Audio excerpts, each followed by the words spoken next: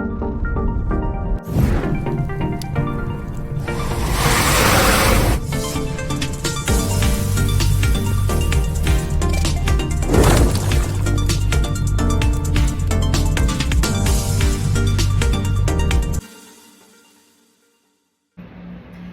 everybody, Shoshana Mizell here. How are you? Welcome to the Mama Shoshana podcast channel. I've been so busy and a lot of exciting things happening in my life, but I wanted to finish this series on how do you know if you are in an abusive relationship. So we've done 3 episodes so far. Today is episode 4, and that is the journey to healing. After you think about what your childhood was like and what may have led you to make choices in certain relationships, and then realizing the signs of what abuse may be, and then having the courage to actually leave. What exactly do you do now that you are out of the house? What is your journey? So that's what I wanted to talk about. It's something that I actually experienced. My first marriage became physically abusive for myself, and then for my child. And actually my child being physically abused was a one time, and that's all I needed, and then I was out of there. So we'll be right back. Okay, so the journey to healing. So the one thing is that,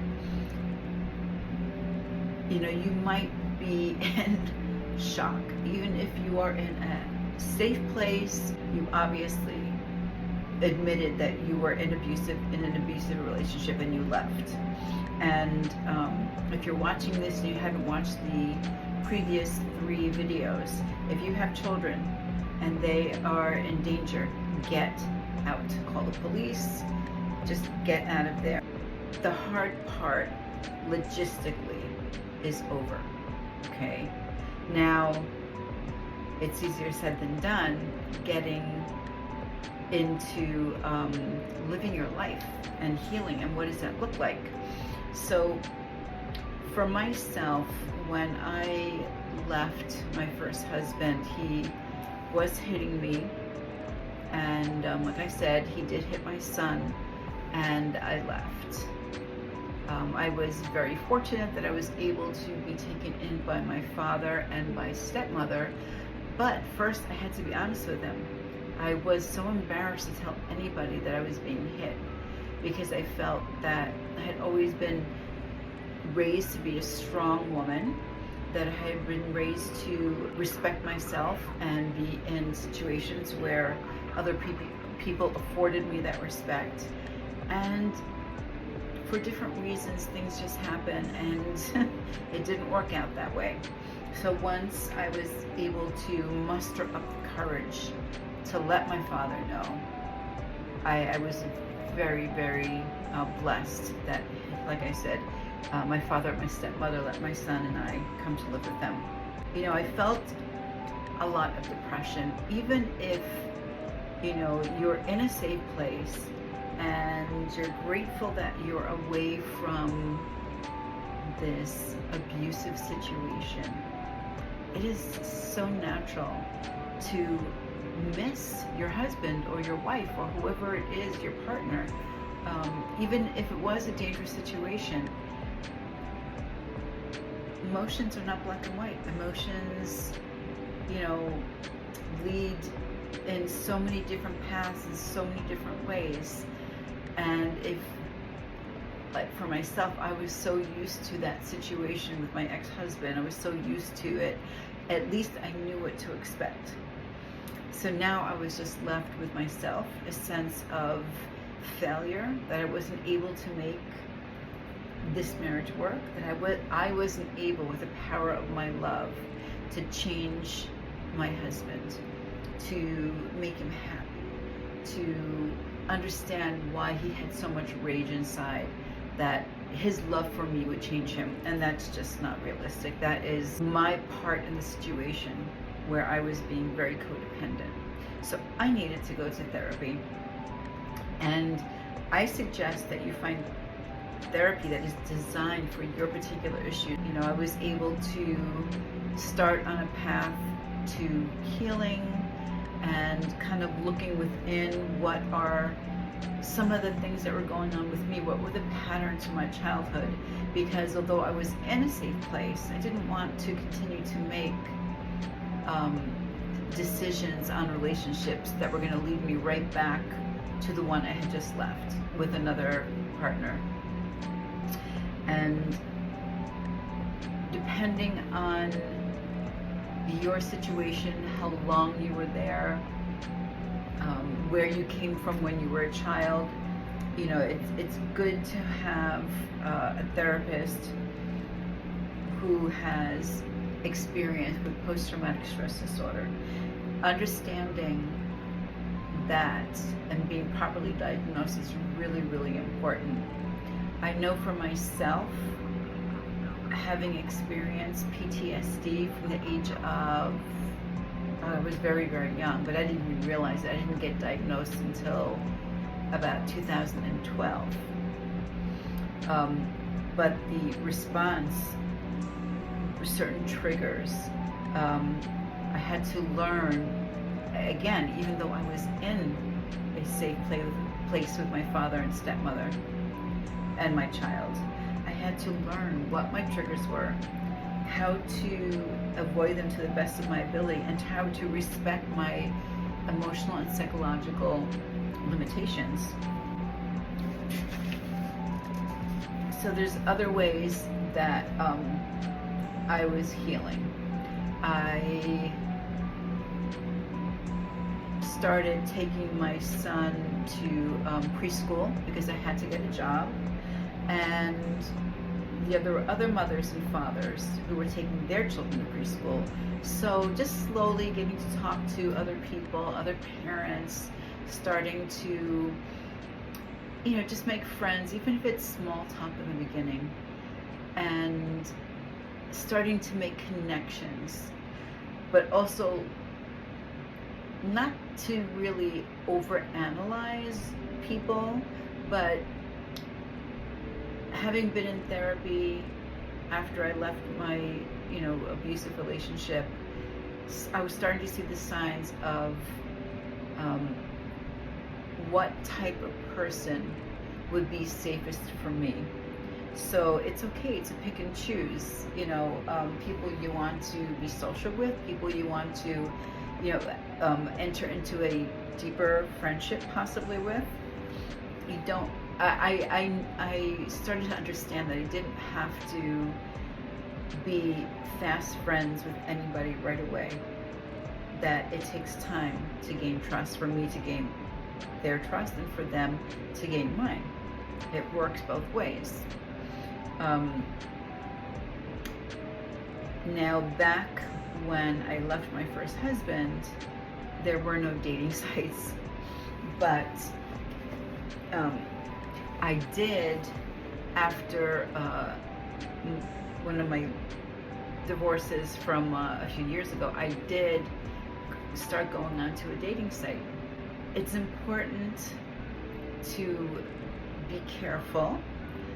Tell you the truth, I have had a couple of experiences where I've been on a dating site and was actually talking to the person on the phone, and it was only a few days, and they were sending me pictures of themselves. It seemed pretty legitimate, and by accident they sent me a picture with a name tag on themselves, like an official one. They were actually impersonating somebody else who was a military nurse, and it had a different first name. So I kind of did my due diligence and I looked it up on the internet, and yes, it was in fact the same face, but when I went to a YouTube video, is a completely different person. The person I was talking to had a thick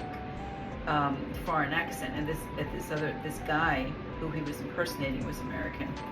you know, you can kind of tell when you go on a dating site, you kind of tell with the pictures. Sometimes the pictures look a little bit too good, a little too professional. For some reason, I noticed that a lot of these scams, they use somebody's picture where it's in portrait form, so that the face is very clear, but the background is kind of, you know, muted. And sometimes if it looks too good to be true, and it probably is, like some guy who is, you know, gorgeous, whatever you may think handsome is, and they have a great job and they have all these wonderful things, and you know, they're doctors or lawyers or something like that. Usually it's somebody who's scamming the person behind the screen. It's not the person that they're putting pictures up of. So you just want to be careful with that. And then there's other things. They have Meetup, which is a great, or it's like a platform where, you know, you find different interests that you may have, and then a bunch of people to get together who have similar interests, and they meet at public places. I did that one time. I met a bunch of other artists at a restaurant, and there was a woman there that started the group. She facilitated it. It was really nice. So that's really good, and I'll put that link below. And I'll tell you, the situation I'm in now is, if you watch any of my videos before, I'm on my 5th marriage. It has not worked out. Basically, we are just roommates. My husband is in another bedroom, I'm in this bedroom, and I hardly even see him. But it's very cordial, very respectful, and I feel that things happen for a reason. I was supposed to be moving out last December, and my husband fell ill. He had a really, really difficult time. He had a very serious injury, and I knew that there's no way I was going to leave and just abandon him like that. And that situation, and me, you know, doing the right thing, not escaping, not moving out and starting a new life right away where I could just forget about everything, you know, the last few years. It was pretty incredible because I started working on myself. One thing that I did, and I didn't think about going directly for that. It was quite a transition to get there, but one thing I found was tantric, not so much tantric sex, but tantric idea, tantric practice about how to just be with yourself, to feel your entire body, to connect your heart, your brain, your spiritual movement, and the spiritual guidance that you have already in, you know, inside your head, your intuition. And I realized that with the tantric practices, and I particularly researched a lot of tantric practitioners, and I found Elisa Caro, which I will put her link below. I'm actually going to be starting to work with her in a few weeks with these breathing meditations, and you can go to her playlist and pick whatever you feel, you know, interests you. I realized something started coming up, and a lot of it was shame.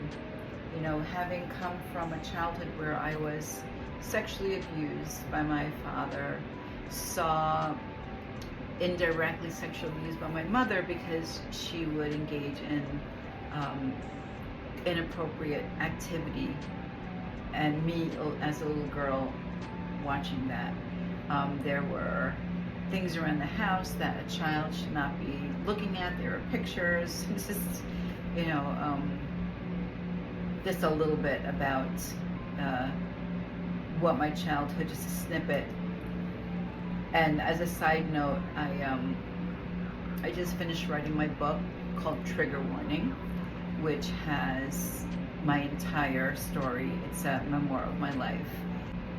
So actually it is on its way to a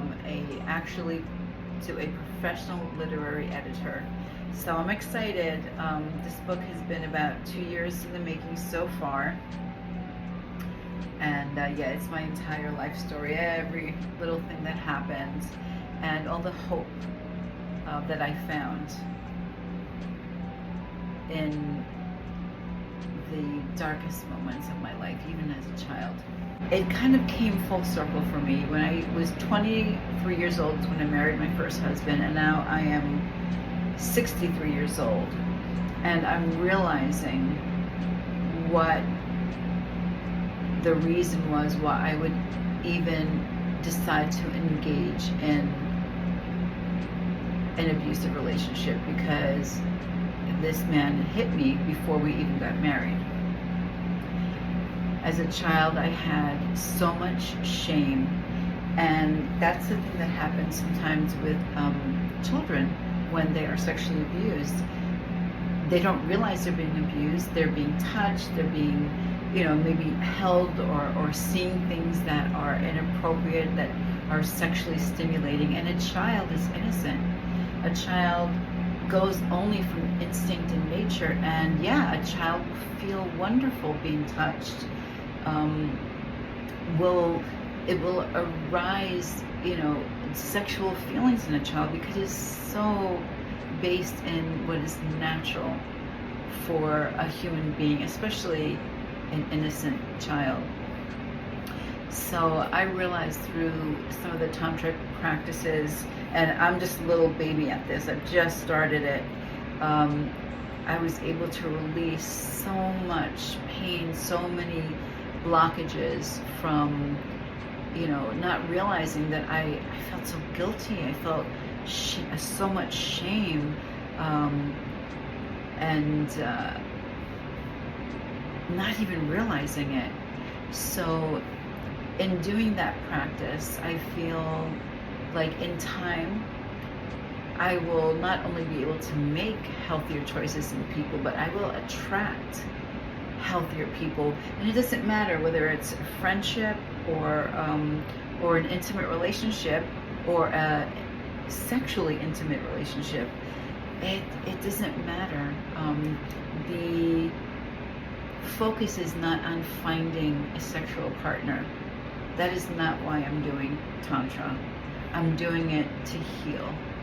I'm doing it because I am in a place where I'm healthy enough and feel safe enough that I'm finally ready to search this out, to see what's going on in me, to find the blockages in my body, and really, really enjoy life, be able to let go, find true freedom, physically, emotionally, spiritually, mentally, intellectually. So it's, at 63, life is just beginning. So no matter where you are in life, if you feel, that saying that, old dogs can't learn new tricks, that is absolutely 100% not true. I'm here to tell you that is the polar opposite of what I'm experiencing in life right now. So thank you so much for listening. I kind of combined the series. It was supposed to be a 5-part. I combined 4 and 5 together. So thank you again. If you'd be so kind as to like, share, comment, and subscribe, that would be great. Thank you so much again.